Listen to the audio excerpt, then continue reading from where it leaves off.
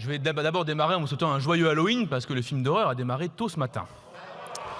Le film d'horreur a démarré tôt ce matin lorsqu'on a entendu les propos successifs de l'extrême droite tenus en tribune ou au micro. Qu'avons-nous appris depuis ce matin? Que Madame Le Pen est ouverte à un âge de départ de 66 ans à la retraite. On ne le savait pas, on l'a appris en quelques heures. Comme quoi, il suffit de vous laisser parler, vous êtes vos pires ennemis, puisqu'on vous écoute et on réalise ce que vous avez dans l'esprit. Nous avons également appris que vous étiez favorable à une capitalisation, partielle ou totale, des retraites des Françaises ou des Français. Que vous avez donné un avis favorable au rapport qui consacrait leur énergie parce que vous voulez savoir comment extraire des caisses nationales de l'assurance vieillesse de l'argent, le mettre dans les grands circuits de crédits internationaux et ainsi produire l'effet que l'on connaît dans tous les pays où on capitalise des retraites, à savoir le départ en fumée d'une partie conséquente du magot. On l'a vu à de nombreuses reprises. Souvenez-vous, 2008, la crise des subprimes. Vous avez aux États-Unis, à l'époque, 2000 milliards de dollars qui disparaissent à cause de la capitalisation. Voilà votre projet. Des gens, toute une vie, mettent de l'argent de côté, tout disparaît. C'est le projet du Rassemblement national. Il y a des Françaises et des Français qui, à l'époque, ont subi ce type de politique. Ils avaient soit de l'épargne retraite placée à l'étranger, soit des fonds de pension. Certains ont perdu 50 000, 60 000, 70 000 euros. C'est ça que signifie la capitalisation à laquelle vous êtes favorable dans une grande alliance LR, RN et les quelques amis de M. Ciotti qui sont là. Aujourd'hui, à l'occasion de ces débats, toute la vérité a été faite en réalité aux Français. Ça a été un jour de vérité. Un jour de transparence totale, où les masques, en effet, sont tombés. Quand je parle des masques, je parle évidemment de ceux de l'extrême gauche, pour qui nous avons révélé aujourd'hui la triple trahison portée par les membres du nouveau Front populaire. Cette première trahison, c'était celle lors de la campagne de l'élection présidentielle de 2022, durant laquelle la gauche et l'extrême gauche ont, au second tour de l'élection, fait élire M. Emmanuel Macron, c'est-à-dire un candidat dont la seule et unique proposition était celle de faire passer l'âge légal de départ à la retraite de 62 à 64 ans. La seule majorité absolue qui existe dans cet hémicycle, c'est une majorité pour l'abrogation de la réforme des retraites d'Emmanuel Macron. Faites les calculs, 55% des députés qui sont élus dans cet hémicycle l'ont été notamment sur la promesse d'abroger la retraite à 64 ans. Et aujourd'hui, vous empêchez cette volonté du peuple français. Vous la bloquez par une attitude et un comportement sectaire.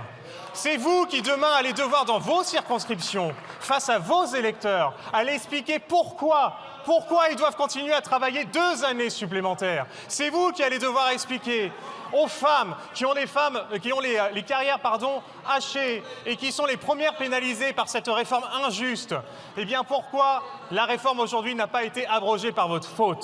Monsieur Ménager, je vous ai trouvé très agressif dans votre manière de faire la présentation sur ce prétendu texte d'abrogation de la réforme des retraites. Mais je comprends votre agressivité compte tenu du fait qu'alors que votre proposition de loi s'appelle « Restaurer un système de retraite plus juste en annulant les dernières réformes, blablabla », en réalité, à l'intérieur, quand on la lit, voici ce qui est à l'intérieur. Dans un délai de 6 mois à compter de la promulgation de la présente loi, le gouvernement remet au Parlement un rapport détaillé. Et il y a comme ça 7 ou 8 articles visant à remettre des rapports détaillés au Parlement par le gouvernement. En réalité, vous demandez au gouvernement de remettre des rapports à l'Assemblée nationale dans cette proposition de loi.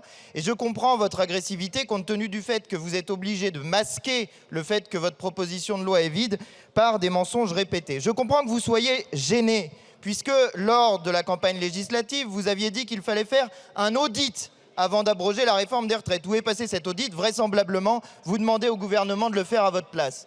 Ensuite, vous êtes gêné aux entournures parce qu'à l'intérieur de votre propre coalition, M. Ciotti n'est pas favorable à votre projet prétendu de réforme des retraites. Vous avez donc menti aux Français quand vous avez présenté avec eux des candidats, puisque par exemple sur ce sujet-là, vous n'êtes pas d'accord. Mais je comprends que vous soyez gêné aux entournures, puisque l'un des moyens de financer la retraite, c'est d'augmenter les salaires, que vous avez voté contre l'augmentation du SMIC lorsque nous l'avons proposé, et que lorsque vous faites une proposition de loi prétendument pour augmenter les salaires. Il s'agit en réalité d'une proposition de loi visant à ne pas faire payer les cotisations patronales, notamment sur la retraite. Et voilà pourquoi vous êtes obligés de mentir aux Français et de faire croire que, prétendant abroger la réforme des retraites, vous demandez en réalité une série de rapports qui vous ridiculisent, qui ridiculisent votre position. Et les Français ont compris que pour abroger la réforme des retraites, il faudra attendre le 28 novembre avec la proposition de loi déposée par la France Insoumise. Monsieur Léaumont. Alors je vous le disais, chers collègues du Nouveau Front Populaire, et on a eu l'occasion de vous le répéter à l'occasion de ces débats, le sectarisme ne viendra pas de notre camp. Le sectarisme ne viendra pas des bancs du Rassemblement national. Parce que pour nous, il y a une seule chose qui compte, c'est l'intérêt de la France et des Français avant tout. Et parce que l'intérêt de notre nation et de ceux qui lui permettent de vivre, parce que cet intérêt compte pour nous, évidemment, nous sommes au courant, la France Insoumise va déposer une proposition de loi pour abroger la réforme des retraites en novembre prochain. Et parce que nous considérons d'abord l'intérêt des travailleurs français, eh bien nous serons capables d'aller voter l'abrogation de cette réforme des retraites. Et d'ailleurs, et je vous le répète une dernière et ultime fois, puisque là c'est la dernière occasion qu'on a de vous le dire, cette abrogation de la réforme des retraites, soyez-en conscients, si elle passe, ce sera uniquement et exclusivement parce que le groupe du Rassemblement national l'aura voté. Nous regrettons encore une fois que votre sectarisme ait empêché qu'on améliore le quotidien, qu'on améliore la vie de nos compatriotes. Encore une fois, ce sera à vous d'aller rendre des comptes. Je suis content que ce procès de la gauche et de l'extrême gauche ait pu finir par dévoiler la vérité, à savoir votre culpabilité et dans votre responsabilité dans ce climat d'injustice sociale complet. Alors, on vous a également entendu nous parler des manifestations de l'année dernière contre la réforme des retraites, que vous avez qualifié de bazar, que vous avez critiqué ou d'actes violents. Je crois que vous confondez avec vos amis du GUD lorsqu'ils font des défilés. Mais enfin, une manifestation, c'est quelque chose d'organisé, de familial, de paisible. Visiblement, vous n'avez jamais fait de votre vie. On comprend, vous n'êtes pas les bienvenus, mais n'en parlez pas quand vous ne les connaissez pas. Dernièrement, on a compris avec qui vous parliez. Qui avez-vous cité depuis le début des discussions? Uniquement, exclusivement les syndicats patronaux. Donc, on voit très bien vos interlocuteurs sur le marché du travail. Ce sont les patronnes et les patrons qui se refusent à mettre un seul centime dans les caisses d'assurance vieillesse, ce qui n'est pas le cas de la plupart des employeurs et employeuses du pays, ce qui est le cas uniquement de celles et ceux avec lesquels vous travaillez, dans un souci, on le voit avec M. Bardella, de pouvoir avoir l'apport financier et moral des grands monopoles privés dans le cadre des élections en France. Nous avons également entendu vos plans de financement. Vous nous avez dit que vous comptiez financer exclusivement, pardon, pas exclusivement, à 99%, ça change tout, par la natalité. C'est-à-dire que vous vous imaginez que les années qui viennent, vous allez trouver de l'argent dans la natalité.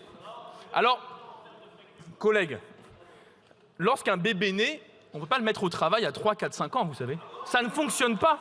Dès lors, ce n'est pas comme ça, même si vous y arriviez, que vous financerez les caisses de retraite. Et puis surtout, collègues, laissez les utérus tranquilles.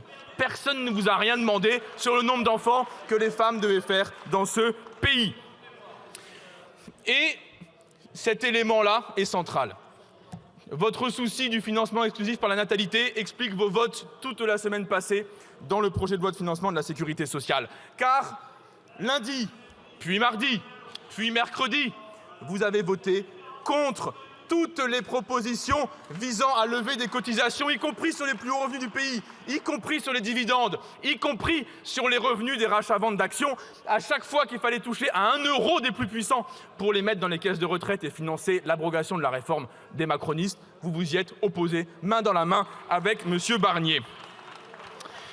Et cela s'ajoute évidemment à votre passif, vos votes contre la hausse du SMIC, ça pourrait rapporter de l'argent dans les caisses de retraite. Vos votes contre l'indexation des salaires sur l'inflation, ça pourrait rapporter de l'argent pour les caisses de retraite. Vos votes contre l'égalité salariale entre les femmes et les hommes, ça pourrait rapporter de l'argent dans les caisses de retraite. Bref, tout cela est une pantalonnade absolue. Heureusement qu'il y a un bout du tunnel qui arrive bientôt. En 3 temps, le 28 novembre, il y aura un vote dans cette Assemblée pour abroger la réforme des retraites. Le 28 novembre, l'Assemblée nationale se prononcera pour le retour à 62 ans de l'âge de départ et l'abrogation de cette réforme illégitime, refusée par les Françaises et les Français. Merci de conclure, chers collègues. En partageant les richesses et non pas en protégeant les plus grands et les puissants. Et si jamais vous vouliez réellement mettre fin à tout cela, eh bien il y a la censure et la destitution Je vous remercie, plutôt que la chers trahison collègues. qui vous qualifie.